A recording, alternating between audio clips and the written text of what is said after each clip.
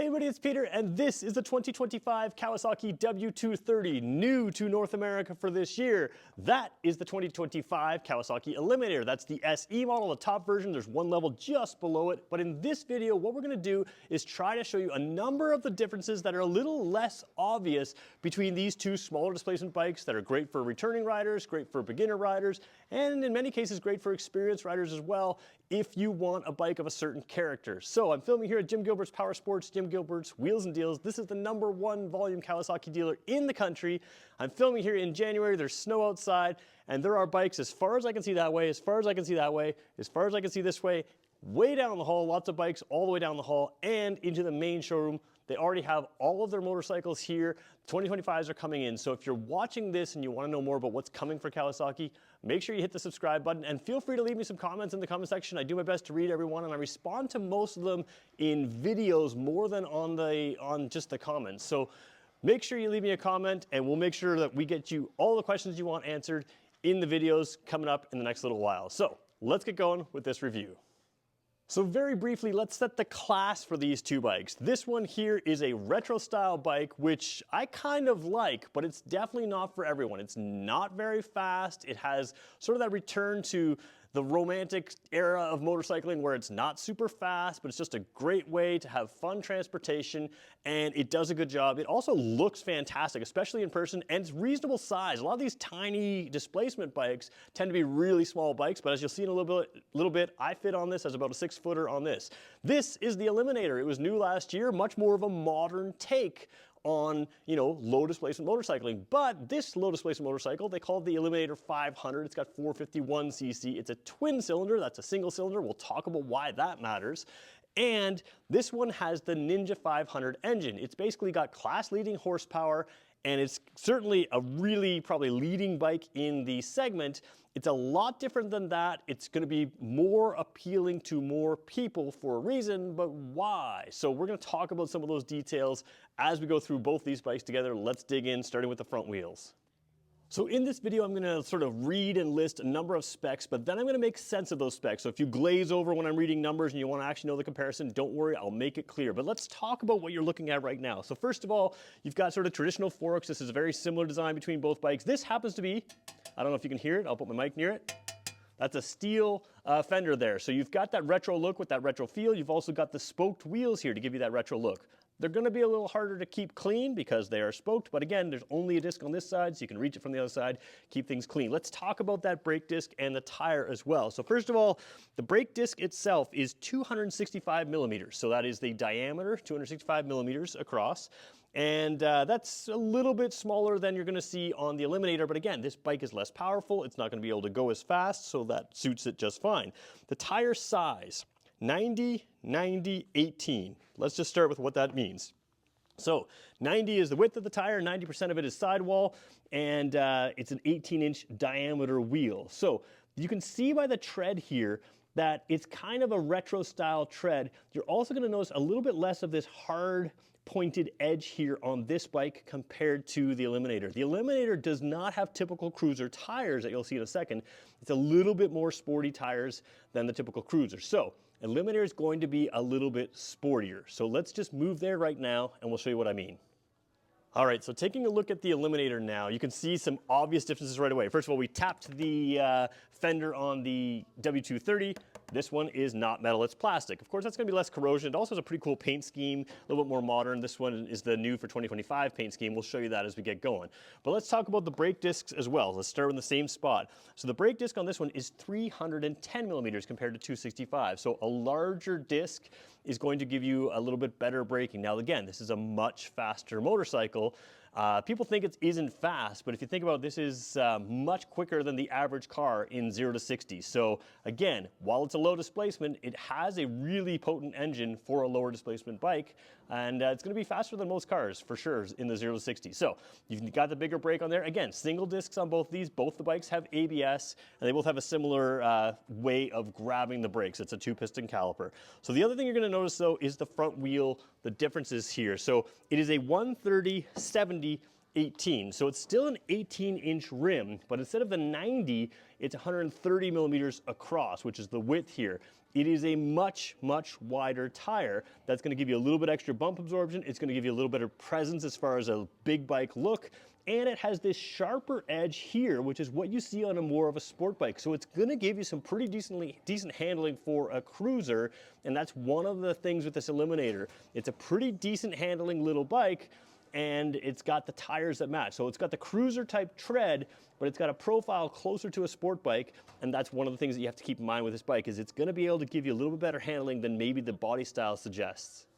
All right, so now let's talk about the engine in the W230. This, again, is a retro-styled bike, and they don't try to pull the most power out of it. So you've got probably the ability to pull more power out of a 230cc engine. Again, you're not buying this purely because you want to have a bike that goes super fast. You're buying it more for the character. So let's talk about what we've got here. So bore and stroke. Basically, the bore is the size of the cylinder, give or take, and it's 67, so it's actually the size of what the cylinder sits in, but it's 67.0 millimeters, and stroke is 66 millimeters, so that's a pretty square engine, as they call it. What that means is the piston is 66 millimeters or so. What did I say, 65? Oh boy, 67, excuse me, 67 millimeters.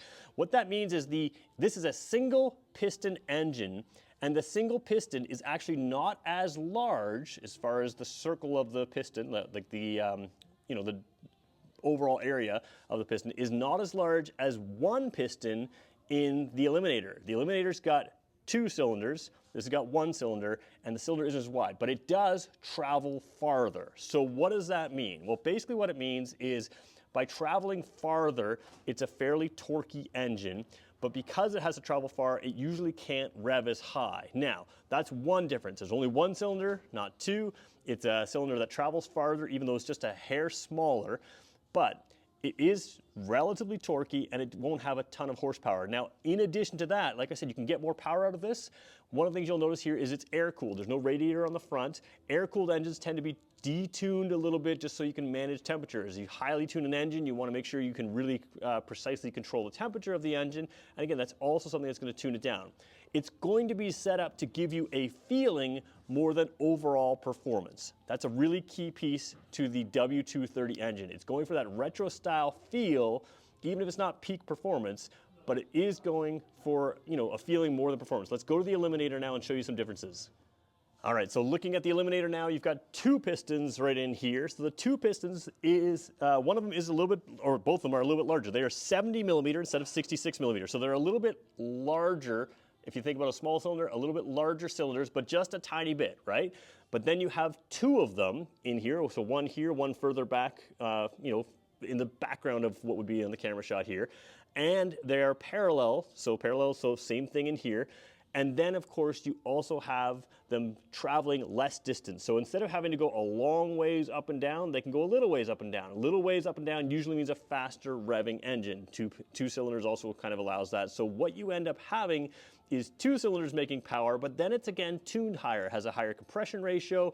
It's not air-cooled. You can see no fins there. You actually have behind this plastic panel, you have a radiator. That radiator is going to help manage temperature, which allows you to pull more performance out of the engine in all conditions, and that's a big reason why this one makes significantly more power. Now, those of you that are looking at the Eliminator 500 with that Ninja 500 engine may say, hey, it's only a 451 engine. Yeah, that 451 engine, even though it's a few millimeters of displacement less, a few cubic centimeters of displacement less than some other competitors, this one does make more horsepower than a lot of the competitors. So that's one thing to know, more horsepower and less weight. Now let's talk about weight and seating positions right now.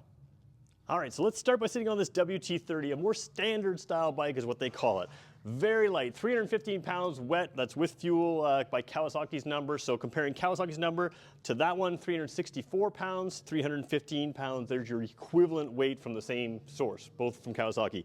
Now some people said when I reviewed just this bike on its own that me as a 6-footer, or roughly 6-footer, very, very, very close to 6-footer, that I maybe look a little bit, I didn't see myself and I looked like it's not comfortable on this bike.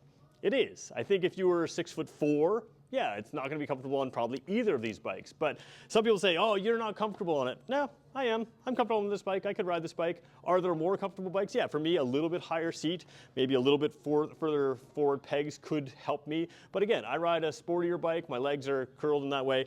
This is a comfortable bike, right? You sit upright, you can see the world, and a very easy, light, easy to maneuver bike. Now, traditionally on a cruiser, you normally sit with your feet out forward, and that's if you have the Vulcan S, you sit with your feet a little bit more out here. Now you can move that position on the Vulcan S, which is the 650cc Kawasaki Cruiser.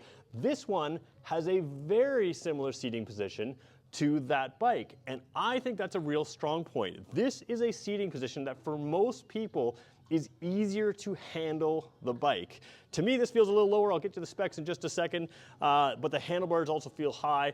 There is a little bit more stretch here. So again, if you're a really short rider, you might be leaning a hair bit forward. Taller rider might, like me, my hands feel like they're a little bit more stretched out. But again, this is going to fit you whether you're 6 foot tall, maybe a little bit bigger than 6 feet, but not much bigger. You're going to start to feel a little bit uncomfortable. And at that point, maybe look at something like the Vulcan S. But both of these bikes are very comfortable. You definitely notice the length in this bike from the rider's position.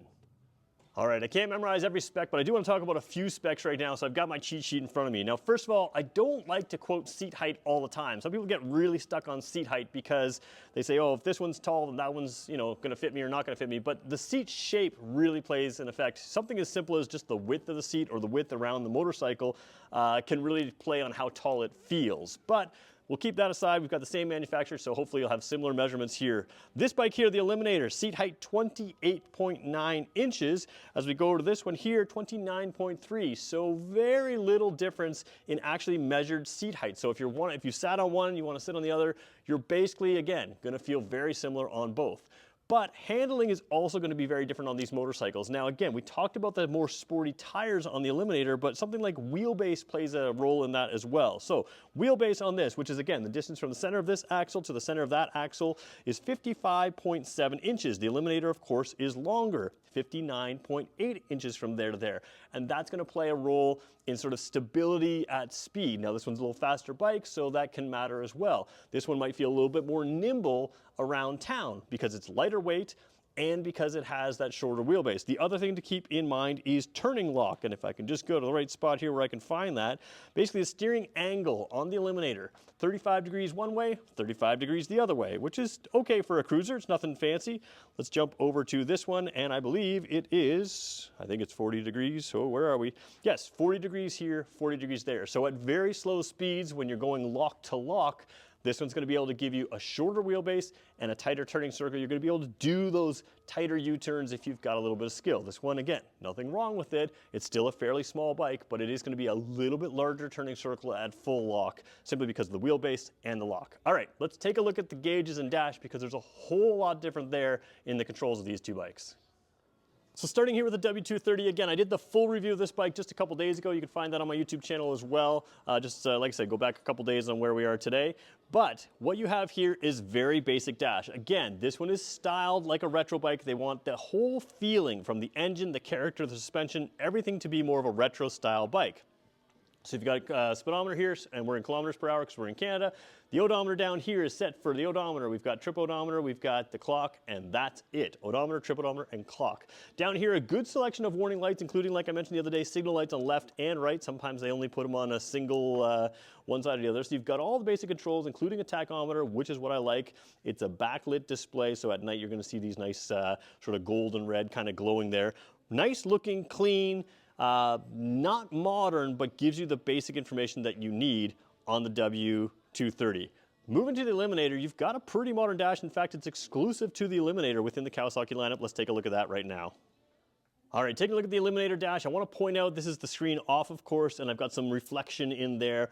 Anytime you look at a display screen on camera, you're going to deal with a less precise view than in real life. So we'll turn it on here and you can see everything that comes up. Now you can see there's a lot going on here. So first of all, you've got a Bluetooth light flashing. This can connect up to Kawasaki's Rideology app and give you a number of things like if you have any messages coming in or other stuff like that. It can also give you some basic specs about your ride, and of course anything that can connect up to your phone in an app, that app can be updated and that could add features in the future. So kind of nice to have. You also have a gear gear position indicator.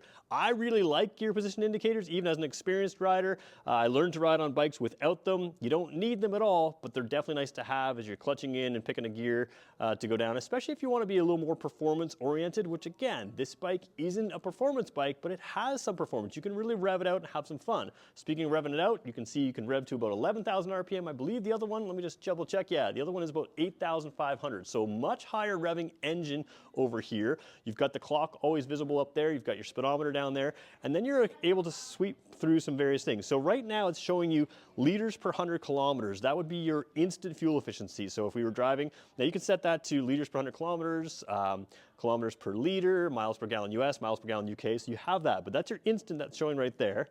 Hit the right button here. Then you have your average fuel efficiency. Now remember, this is a dealership bike. It's just been idling, so don't pay any attention to the actual number.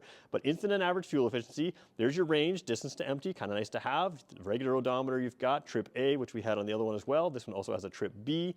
And then back to fuel efficiency there. So a lot more functions in this dash. And you can just sort of see at the top of your screen there, you've got a couple extra warning lights up there. We'll turn the signals on here and you can see you've got left and right signal there as well. So there are some extra lights up top and surrounding the display. But again, much more functionality. Now I do want to show you a couple controls here because there is one difference on the controls. So left side controls here, you've got the clutch lever right here. I believe this is a slipper and assist clutch. In my feel, this is a little bit lighter clutch than on the 230. So even though it's a bigger engine, both have 6 speeds, this is just a hair lighter clutch. Now, most of these controls are the same. You have a little flash to pass here. You can flash your LED high beam. The Eliminator has full LED lights. The W230 has only LED headlight, and everything else is an incandescent bulb for that sort of retro look. So flash to pass, the same both bikes. Lock the high beam on, low beam, same on both bikes. Signal and horn are the same. The Eliminator adds a hazard light. Somebody asked me in the comments the other day about the W230, does it have a hazard lights? It does not. It would have this if it didn't. The other thing the Eliminator has is a little bit of weights on the bar end. Now we talked about overall on the 230 review about vibration in the pegs, how they put rubber pads in there, in the foot pegs, they put rubber pads in there, some weights on the bottom. Here you have bar end weights, which is going to keep some of the vibration out of the handlebars. You don't have that on the W230. Now to be fair, it's going to be less buzzy because it's more of a thumper, they call it, a single cylinder engine, but you do have some extra vibration pieces in here that are going to take out some vibration on the handlebars. So they're working to make it a little bit more luxurious ride. And then this is the SE model. The SE model of the Eliminator has the optional USB-C port. So it's kind of tacked on there. It's some bikes, they make it a little cleaner. This is obviously placed on there, but that's going to, of course, allow you to easily power your cell phone, which can, of course, mount to the handlebars. And then you have full navigation through that if you wanted, and other features, of course.